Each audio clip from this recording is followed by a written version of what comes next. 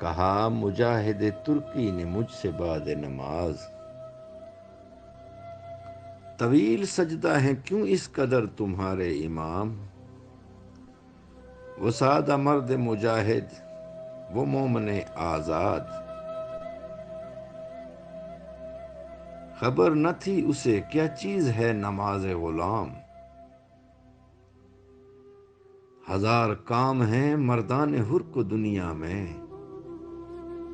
انہی کے ذوق عمل سے ہیں امتوں کے نظام۔ بدن غلام کا سوز عمل سے ہے محروم، کہ ہے سرور غلاموں کے روز و شب پہ حرام۔